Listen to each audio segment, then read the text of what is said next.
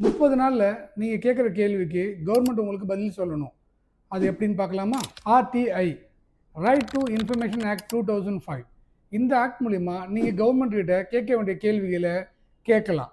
அதுக்கு அவங்க 30 நாள்ல நீங்க கேட்குற இன்ஃபர்மேஷனை அவங்க உங்களுக்கு தரணும். இந்த இன்ஃபர்மேஷன் உங்களுக்கு தேவைப்பட்டால் நீங்க வெறும் ₹10 ஆன்லைன்ல ஃபீஸ் பே பண்ணி நீங்க இந்த இன்ஃபர்மேஷனை அப்ளை பண்ணலாம்.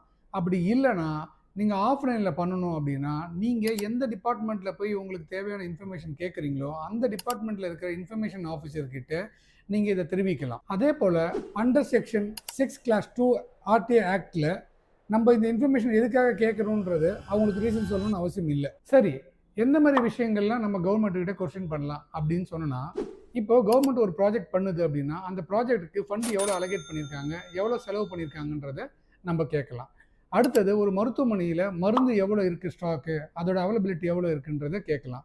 ஒரு காவல் நிலையத்தில எஃப்ஐஆர் போட்டிருக்காங்க, அந்த எஃப்ஐஆரோட ஸ்டேட்டஸ் என்னன்றத நம்ம கேட்கலாம். அது மட்டும் இல்லாம ஒரு எவாலுவேட் பண்ண கவர்மெண்ட் எக்ஸாம் ஆன்சர் ஷீட்ட நம்ம இந்த ஆர்டிஐ மூலியமா கேட்டு வாங்கி தெரிஞ்சுக்கலாம். ஆனா, சில இன்ஃபர்மேஷன் நம்மளால கேட்க முடியாது. அது என்னன்னா, ஒரு பெர்சனோட பர்சனல் டீட்டெயில்ஸ் கேட்கக்கூடாது.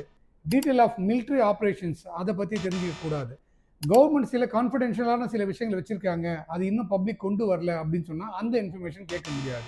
ஸோ இது போல இன்ஃபர்மேஷன் நம்ம எப்பவும் கேட்க முடியாது. ஒருவேளை 30 நாள் ஆர்டிஐல உங்களுக்கு கேட்குற இன்ஃபர்மேஷன் குடுக்கல அப்படின்னு சொன்னா, நம்ம ஃபர்ஸ்ட் அப்பீல், செகண்ட் அப்பீல்னு சொல்லிட்டு மேல்முறையிடலாம்.